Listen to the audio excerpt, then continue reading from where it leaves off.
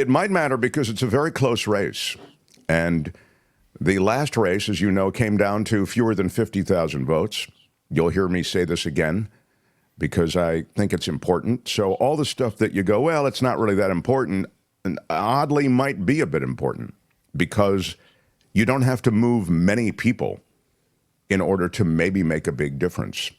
So there is that. But certainly if you think of this from a traditional standpoint, you'd say it likely doesn't matter a vice presidential debate. Yeah. Now, we all watched it.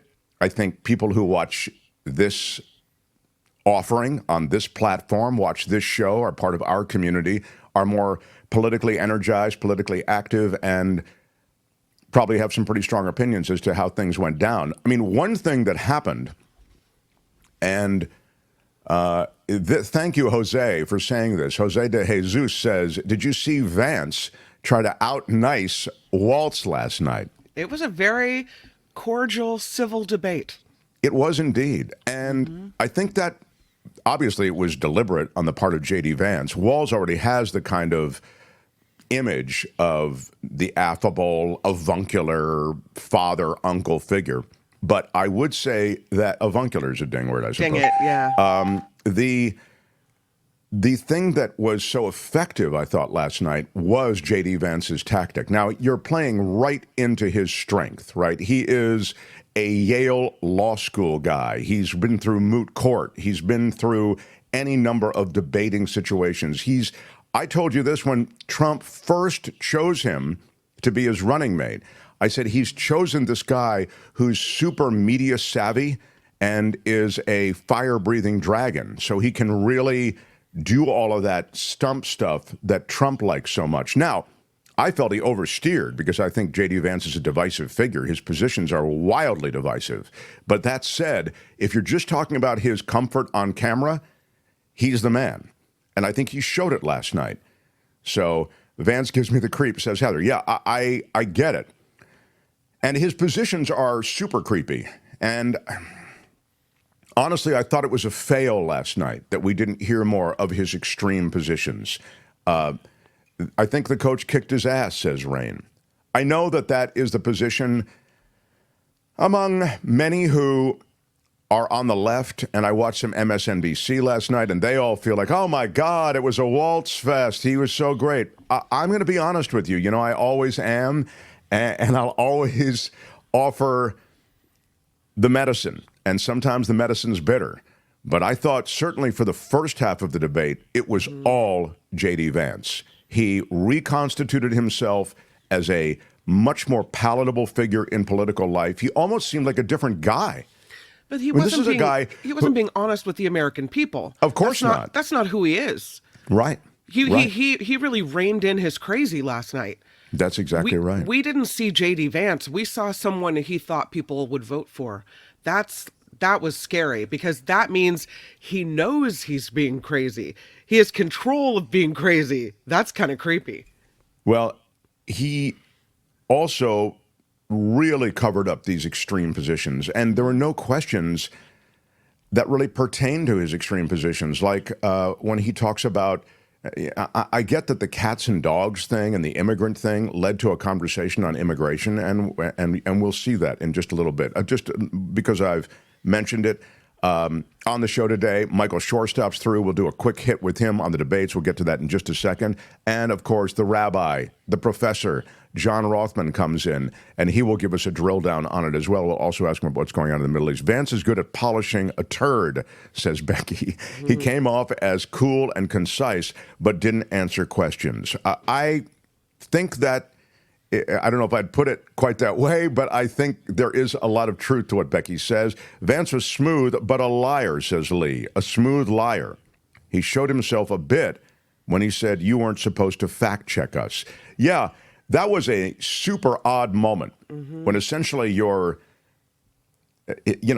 calling out the moderator for fact checking you when you just blown past a fact that's completely a falsehood. So it was a weird bust that he was trying out in that moment. I think that really failed. But what really succeeded for him was his comfort. And he also is able, and this is the problem with this format that they call a debate, but it's actually a television show. I've said this a million times. It favors liars. If you're really able to lie with impunity, you will have a field day with this kind of format because you're really not checked by the moderators in large measure. Once in a while you may be, but you can probably get 85 to 90% of your lies passed. That's what happened in the first debate with Joe Biden. Remember? It's not up to CNN to fact check the former President Trump. It's up to Joe Biden. Meanwhile, Joe Biden is like the poster child for senility on stage. He was like, it was crazy. So Trevor in Hollywood with a big shout out and a super chat. Last night's debate was much too substantive. I only heard 3 drops the whole time. No outlandish claims or attacks at all. You call that a debate? It was very civil, far more civil even than I thought it would be. And this was a triumph for J.D. Vance because he was able to create a new profile of himself. And I suppose the word I would use is reasonable. He seemed reasonable, and he's not reasonable. You know how he's saying things like childless Americans shouldn't have the same say in the future of society, the same voting power as those with children. He's talked about a federal abortion ban. He's maintained a federal abortion ban as what he wants, and yet he skated away from it last night. He was allowed to. He just seemed far more reasonable than he actually is. He's written the foreword and introductions to some of the most intense right-wing tomes you can read. I didn't see that last. I'm sorry, put it back up. Angel in the Bay Area. Walsh was genuinely nervous right at the get-go, but recovered. Vance, just another pitch stop. Walsh won on points. Vance, in my humble opinion, scored 0 new votes. Thank you, Angel in the Bay Area. Yeah, big shout out. A big shout out, and thank you for the super chat. If you have super chats, we'll get them. We'll always read all the super chats. And you have super stickers, or et cetera. Thank you for those. But I think there's truth to that. I don't know if it moved the meter. I don't know if it made any decision-making as to a vote easier or more difficult. But I was frustrated at how beautifully Vance handled the situation. He was great. He was graceful, and he was able to create a whole new impression of who he is. And it is an ongoing falsehood. For 90 minutes, it was an ongoing falsehood. Hardly anything about Project 2025, says Vilma. Yeah, that is true. And you look back, and I also felt they got a little too wonky on policy, meaning I'm looking at Waltz and seeing you got a little too wonky. But again, it's an impression you walk away with. It's a gut reaction you walk away with. Yeah, he misspoke on school shooters. Yeah. What he meant was victims and families. And they're using that against him. Yeah, I mean, that was him misspeaking. But, I do have the poll up, and the poll is saying in our chat, so you can go down there and vote in our comment section. Tim Walz is up 84% in who people thought won the VP debate. Yeah, I mean, and that's probably a reflection more of our audience than of any reality, but it might reflect a reality also. I don't know. But Albert, thank you. Yeah, anyway, thank you for getting that up. Walsh didn't lose it for Harris, says Aussie Rules. Right. I thought, no, I don't think he lost it either. I think, to be perfectly frank about it, which I like to do, I would say it was a push. It was, if I had to give it to one or the other, I give it to J.D. Vance. And really? I know that, because I thought he just seemed more comfortable. But I mean, just by a nose, it was essentially a push. Neither player won. It should be down to who can do the most push-ups, says Tom. I would have thought you were right, but then at the end, when Wall started talking about January 6th, and he directly confronted J.D. Vance and said, you know, will you say that your guy lost the last election? And Vance couldn't do it. And then Walls turns to the camera and says, and that's why you have to vote for me. That was his great moment. That was his great moment. It was pretty strong. And it was at the end of the debate, and I felt like that really left us with something. I'd say that you want the most important thing is that you start strong in these debates because most people don't watch the whole debate. So Sure. the fact that he faltered, in fact, I thought he was poor in his nervousness at the beginning. Again, I am completely sympathetic to him. Don't get me wrong. And I'm rooting for him. But I felt he faltered at the beginning. But he stuck the landing beautifully. You're absolutely right. The end and the beginning are the most important things. And I thought he stuck the landing beautifully at the end. Tammy, I called JD the new Slim Shady, actually Slime Shady. He was counting on not being fact-checked. Yeah, certainly that's true. By the way, Trevor in Hollywood sent me drops. He only has 3 of them. But that is a damning non-answer.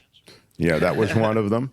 And also, I've tried to do the best I can, but I've not been perfect. And I'm a knucklehead at times. Yeah, I didn't love that answer. That was on the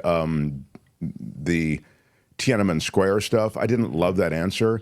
I think, and viewers and listeners to this show know, it's so easy to handle these situations on one level. First of all, it's embarrassing to, reference that you were in China at the time of Tiananmen Square when you actually weren't there. But do honestly not remember things clearly? I mean, it happens. It happens all the time where you just, especially when years pass, you begin to not recall with clarity exactly where you were to China back and forth a bunch of times, and you remember that you were there in Tiananmen. Not making an excuse for him. I'm simply saying, maybe I am on some level understanding how you can get that wrong. But the way you handle it, I think, is just, I misspoke. I was back and forth to China. And you say the I misspoke part right away. Yep. You don't finish a statement with, I guess I just, I'm a knucklehead. Yeah. Again, it's about the landing. You do finish statements in certain ways, and it's important how you look at Whoopi Goldberg. I mean, that's why I say, viewers and listeners of the show, we know it's. I stand corrected. I mean, she says I stand corrected. I wouldn't say that. I would say I misspoke. Where's my? I misspoke. Yeah, I misspoke. I misremembered it, and I feel bad about that. I wouldn't go into a big thing. I'm a knucklehead. I can't remember anything. Dude, it's okay. Get past it. But when he was evasive initially and she doubled back to it, it was just a bad look. And again, it was in the first half hour of the debate. So I thought Joe Biden was president, and it is his administration. All I heard about was the Harris administration, says Vilma. When did Harris become president? Well, of course, this is the true untold fact, which is we know the vice president doesn't do anything. I mean, this is absurd. They keep saying she had for the last 3 years to do something. And I'm thinking, really? Did? Yeah. Which you're supposed to storm into the Oval and say, okay, here's my plan. Hey, I'm the president. You're the vice president, okay? If I falter, you can come sit in the seat. But until then, why don't you go on vacation? Go down by the southern border. That is a damning non-answer. Yeah, that was a good one. I think in some cases the answer is going to be yes, and in some cases the answer is going to be no. So those are the 3. I like that drop. Thank you, Trevor. I think in some cases the answer is going to be yes, and in some cases the answer is going to be no. So those are the 3 from Trevor. Good stuff. I like this for me. Every day I'd like to say that. I've tried to do the best I can. Yeah, I really would. Yeah, okay. He is the professor. Our former colleague from KGO Radio, political historian John Rothmann, everyone. Sir, how did you take it all in last night, and what are your thoughts on the vice presidential debate and whether it'll matter? No runs, no hits, no errors. We really judge these things by who makes the biggest mistake. There weren't no mistakes last night. I agree with the conclusion that Mr. Shore had and that you have. I guess you have to give it on balance to Vance, but nobody cares. A vice presidential debate doesn't matter. And even when you have a major error like the Lloyd Benson-Dan Quayle debate, it doesn't influence the election. What this was a chance for Waltz and Vance to get acquainted with the American people. A lot of people saw them who didn't see them. I agree with you that Vance is a lot scarier. All you have to do is read what he said, understand his background. But the simple fact is it won't matter. People are either voting for or against Donald Trump. That's what the bottom line is. Albert, can you run just a little clip for Brother Rothman? I'm just wanting to share with him a little moment from the debate last night and then get your thoughts on the other side. Go ahead, please, Albert. Just to clarify for our viewers, Springfield, Ohio does have a large number of Haitian migrants who have legal status, temporary protected status. Well, Margaret, but thank you, Senator. We have so much to get to. Margaret, I think it's important we're because going to turn out of the economy. Thank Margaret, you. the rules were that you guys weren't going to fact check. And since you're fact checking me, I think it's important to say what's actually going on. So there's an application called the CBP One app, where you can go on as an illegal migrant, apply for asylum or apply for parole, and be granted legal status at the wave of a Kamala Harris open border wand. That is not a person coming in, applying for a green card and waiting for 10 years. That is the facilitation of illegal immigration, Margaret, by our own leadership. Thank you, Senator, for describing the legal process. We have so much to get to, Senator. Those laws have been on the books since 1990. Thank you, gentlemen. The we CBP want to have One app has not been on the books. Gentlemen, the audience can't hear you because your mics are cut. We have so much we want to get to. Thank you for explaining the legal process.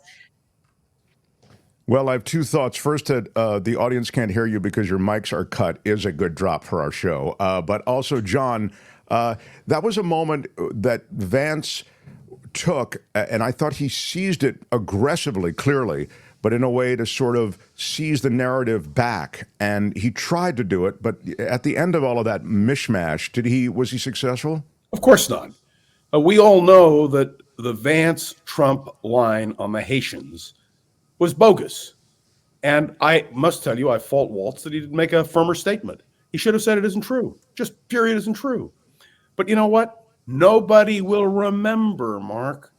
What this election comes down to is, and I really believe this with all my heart, question is, do you want Donald Trump to be president of the United States? That's what it's going to boil down to. And so I don't think it had any consequence, although the right-wing talking heads are saying that the fact that the mics were cut was an indication of the bias of CBS. But I don't even buy that. Yeah, I mean, that's a stretch, but not surprising. That's sort of what they do. We had one other cut we wanted to play for Brother Rothman. Isn't that right? Yeah, here we go. Facebook ads. And Governor. January 6th was not Facebook ads. And I think a revisionist history on this. Look, I don't understand how we got to this point. But the issue was that happened.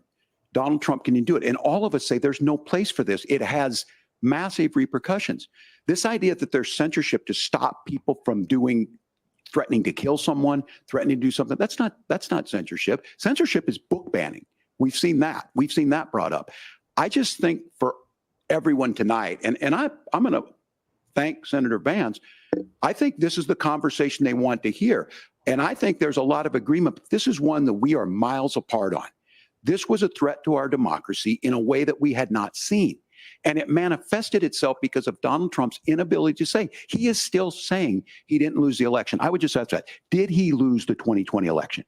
Tim, I'm focused on the future. Did Kamala Harris censor Americans from speaking their mind in the wake of the 2020 COVID situation? That is a damning non-answer. It's a damning non-answer for you to not talk about censorship. Obviously, Donald Trump and I think that there were problems in 2020. We've talked about it. I'm happy to talk about it further. But you guys attack us for not believing in democracy. The most sacred right under the United States democracy is the First Amendment.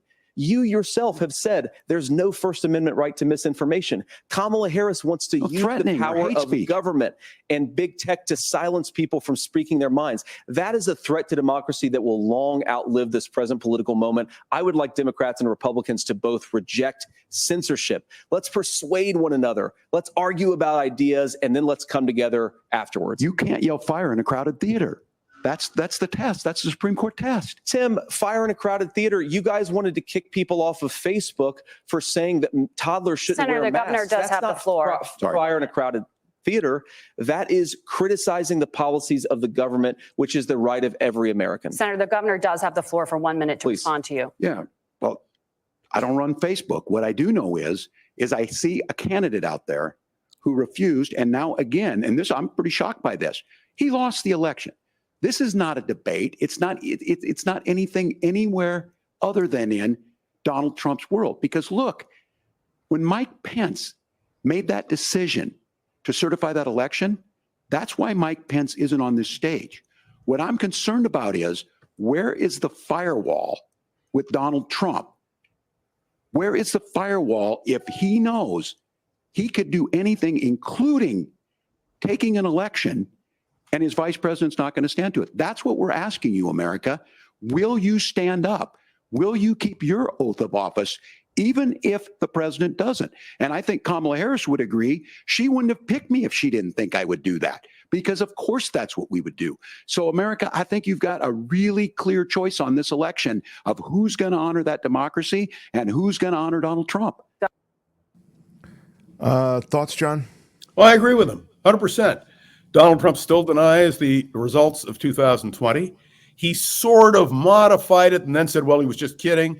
And, you know, look, Waltz did the best he could. These are not debates. These are opportunities to express yourself. My sense is no minds were changed last night. But if you were an independent voter and you listened to that last exchange, clearly the Republicans, Trump and Vance, are still election deniers. And what should have been pointed out is Vance was prepared when the Electoral College vote was to be counted to stand up and challenge it. Nobody discussed it, but that's true. And so that's I think that's your answer.